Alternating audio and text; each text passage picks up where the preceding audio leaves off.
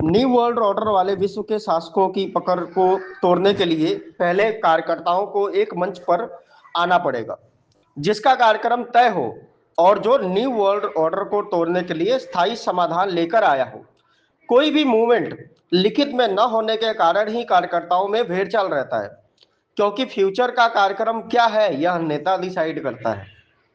आपने उनके साथ में उनका फ्यूचर का कार्यक्रम क्या है जिससे व्यवस्था परिवर्तन होगा, ऐसा कुछ लिखवा कर के लिया ही नहीं, तो वह जब वह अपनी दिशा बदली करेंगे तो हमारी दिशा भी बदली हो जाएगी।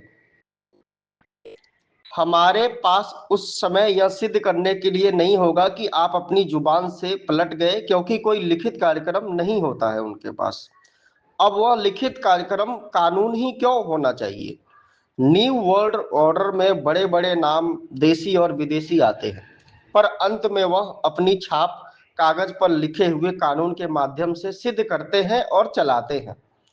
तो जो कार्यकर्ता न्यू वर्ल्ड ऑर्डर को तोड़ना चाहता है, उनके पास में अपने कानून होने चाहिए।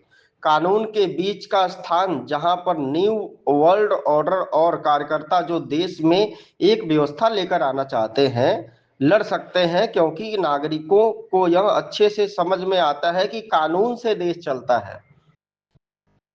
हर एक व्यक्ति को न्यू वर्ल्ड ऑर्डर समझना और इतिहास और फ्यूचर बताना, उस पर यकीन करवाना यह बहुत कठिन काम है, पर उसे उसे अपने फायदे के कानून समझाना और उसकी तुलना में काफी आसान काम है।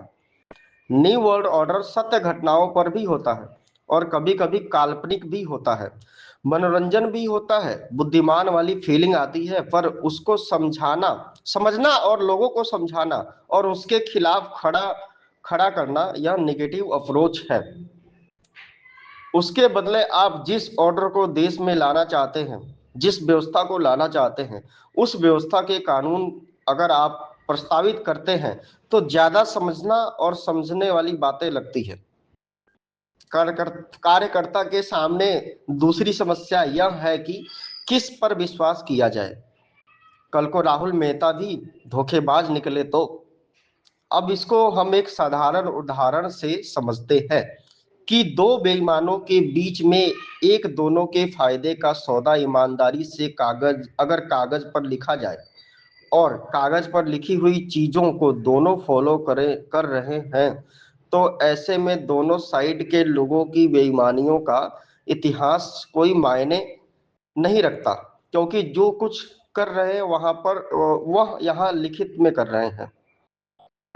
हम अपने डे टू डे लाइफ में भी ऐसे बहुत से काम करते हैं जो ऐसे लोगों के साथ करते हैं जो विश्वसनीय नहीं, पर क्योंकि वह लिखित में होते हैं तो वह काम भी हो जाते हैं और विश्वसनीयता बनी रहती है।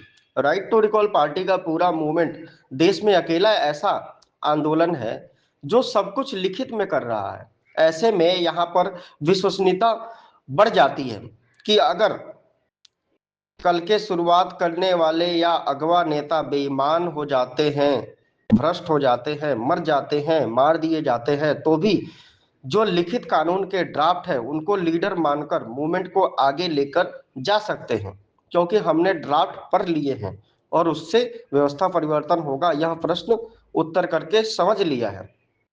न्यू वर्ल्ड ऑर्डर की भारत में सबसे बड़ी और पावरफुल पकड़ कौन सी है। पॉलिटिशियंस, ब्यूरोक्रेट्स और जज, इनको पकड़ेंगे तो बाकी न्यू वर्ल्ड ऑर्डर अपने आप कमजोर हो जाएगा। राउंड बाय राउंड करके हम उस न्यू वर्ल्ड ऑर्डर को तोड़ सकते हैं। न्यू वर्ल्ड ऑर्डर जब एक दिन में नहीं आया तो एक दिन में टूटेगा कैसे। पॉलिटिशियंस इसमें नागरिकों के ऊपर सबसे ज्यादा डिपेंडेंट है वोट के लिए। इस वोट की शक्ति का विस्तार राइट टू रिकॉल है। वोट में चोरी ईवीएम के माध्यम से हो रही है, ईवीएम की चोरी को सिद्ध करना है। वोट वापसी के कानून लाकर पॉलिटिशियंस को 5 साल तक लगातार नागरिकों पर ऊपर डिपेंड कर देना, उसके बाद अगर वह भ्रष्टाचार करते हैं तो उन्हें दंड देने के लिए वर्ल्ड क्लास जूरी कोर्ट का कानून लेकर आना, मीडिया पर विदेशी निवेश बंद करके न्यू वर्ल्ड ऑर्डर से भारत की मीडिया को अलग करना, दूरदर्शन पर वोट वापसी लेकर आकर मीडिया का शुद्धिकरण करना, न्यू वर्ल्ड ऑर्डर वालों के धन के स्रोत को समाप्त करने के लिए खनिज मुनाफा बंटवारा कानून लाना, न्यू वर्ल्ड ऑर्डर वालों का भारत की जमीन पैसे कब्जा हटाने पैसे पर से कब्जा हटाने के लिए कानून लेकर आना, यह सब न्यू ऑर्डर ऑर्डर को परत बाय परत तोड़ने का काम है। और ऐसे अन्य कानून न्यू वर्ल्ड ऑर्डर की सत्ता भारत में से समाप्त कर देंगे। इस पर प्रश्न करके चर्चा की जा सकती है। अब राहुल मेहता जी 40 साल से इस काम को कर रहे हैं और कोई बहुत बड़ा रिजल्ट नहीं आ रहा है। इसका मुख्य कारण यह है कि कार्यकर्ता अलग अलग नेताओं के अंदर जो कि फेक ऑपोजिशन होते हैं, उनकी तेजी और उनके छलावे को देखकर उनके पीछे चले जाते हैं कि यह बड़े जल्दी रिजल्ट लेकर आ जाएंगे। और रिजल्ट यह होता है कि वह अपनी जिंदगी के 5 से 10 साल जिसमें वह बहुत बड़ा बदलाव करने के लिए कुछ कर सकते थे, वह अपना 5 से 10 साल समय गंवा देते हैं और फिर बाद में कुछ नहीं होता या बोलकर बैठ जाते हैं। अगर सारे कार्यकर्ता इस लिखित आंदोलन के ड्राफ्ट को पढ़कर इसका प्रचार कर रहे हैं तो शायद यह कानून आ गए होते, पर इसमें ड्राफ्ट पढ़ना पड़ेगा, इस पर प्रश्न उत्तर करने पड़ेंगे, लोगों को इसमें कन्विंस करना पड़ेगा, जो कि परमानेंट सिस्टम चेंज करेगा और यह तकलीफ का काम है। और कार्यकर्ता एक लक्ष्यदार भाषण देने वाले मीडिया में या कहिए सोशल मीडिया में तेजी से फैलने वाले नेता को ढूंढते रहते हैं और इसी वजह से देश में न्यू वर्ल्ड ऑर्डर गहरा होते जा रहा है। तो प्रॉब्लम कार्यकर्ता में है, इसे सुधारने की जरूरत है कि उन्हें पहले सही दिशा पकड़नी पड़ेगी, तेजी से चलने वाले व्यक्ति को नहीं, क्योंकि वह यह झूठी तेजी उसको मीडिया ने दी है, वह कोई तेज नहीं है। जहां मीडिया सपोर्ट में नहीं आएगी वही मूवमेंट असली होगा। मीडिया सपोर्ट में नहीं आई इसीलिए राइट टू रिकॉल का आंदोलन स्लो है, उल्टा मीडिया इसे हर तरह से विरोध कर रही है। अब रह गई नागरिकों की बात, तो नागरिक तब तक एक नहीं होंगे जब तक कार्यकर्ता एक नहीं होता। जब कार्यकर्ता ही टूटा हुआ है तो नागरिक को क्या दोष देते हो, वह तो मीडिया को फॉलो करने के लिए बना ही है। पर मीडिया से ज्यादा लोगों को कार्यकर्ता पर विश्वास है, पर अलग अलग कार्यकर्ता उन्हें अलग अलग सॉल्यूशन बताते हैं और अलग अलग नेता के पीछे जाने के लिए बोलते हैं। अतः अंत में परिणाम यह होता है कि जनता मीडिया के बताए हुए नेता के पीछे चली जाती है और देश का सत्यानाश होता जा रहा है।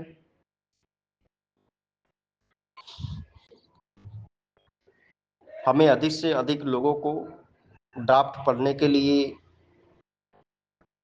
रुचि में लेकर आना है और उनसे ड्राफ्ट को पढ़वाना है, खुद भी पढ़ना है और सोशल मीडिया के प्रभाव में नहीं आना है, क्योंकि उनको मीडिया देखो, जो जितने भी फेक और नकली लोग हैं उनको ही मीडिया अपनी कवरेज देती है, क्योंकि मीडिया भी फेक है, उसमें एफडीआई है, विदेशियों का पैसा लगा है, विदेशियों के कहने पर मीडिया चलती है। तो विदेशी लोग भारत को दिन प्रतिदिन लूटते आ रहे हैं और लूट रहे हैं और आगे भी जाके लूटने की उनकी प्लानिंग है। इसलिए मीडिया को हमेशा टाइम पास वाली चीजों पे, टाइम खराब करने वाली चीजों पे फोकस करने को बोलते रहते हैं और मीडिया उन्हीं लोगों को कवरेज देता है जो लोग लोगों का समय खराब कर रहे हैं। तो जो हमारे जैसे कार्यकर्ता लोग हैं, कार्यकर्ता मतलब जो भी लोग देश का भला चाहते हैं वो लोग कार्यकर्ता होते हैं। तो ऐसे लोगों को यह जानना बहुत ज्यादा जरूरी है कि देश कानून से चलता है, तो कानून से चलता है तो अभी देश का हालत खराब है, यानी कि गलत कानूनों से के वजह से हालत खराब है, तो हमें अच्छे कानून लेकर आना है। तो अच्छा कौन सा कानून है, तो उस कानून के बारे में सोचो। राइट टू रिकॉल पार्टी के द्वारा 35 से अधिक कानूनों को लिखा गया है और उस कानूनों की हम लोग दिन प्रतिदिन मांग कर रहे हैं, तो उन कानूनों को पढ़ना चाहिए। अगर आपको लगे हाँ इन कानूनों को लागू करके देश का भला हो सकता है, तो उन कानूनों को लागू करवाने के लिए अधिक से अधिक लोगों के सामने लेकर जाना पड़ेगा उन कानूनों को, ताकि लोग उन कानूनों को पढ़ें, समझे और वह लोग भी हमारे आंदोलन में जुड़े और एक विकेंद्रित आंदोलन खड़ा करें, सभी लोग खुद उन कानूनों की मांग करें, प्रधानमंत्री मुख्यमंत्री को एक्स ट्विटर पे ट्वीट करें और महीने में, हर एक महीने में एक बार कम से कम चिट्ठी भेजे, पोस्ट ऑफिस जाकर, बैलेट पोस्ट ऑफिस जाके पोस्ट बॉक्स में पोस्ट कार्ड डालकर भेजें। यह जो मेरी रिकॉर्डिंग है, यह अमित उपाध्याय जी के एफबी पोस्ट को मैंने कुछ करेक्शन करके, मतलब उसमें कुछ टेक्स्ट की खराबी थी, तो उसको सही करके मैंने रिकॉर्ड किया है। और बस इतना ही मुझे लगा कि मैं रिकॉर्ड कर दूं, तो मैंने रिकॉर्ड कर दिया इसे।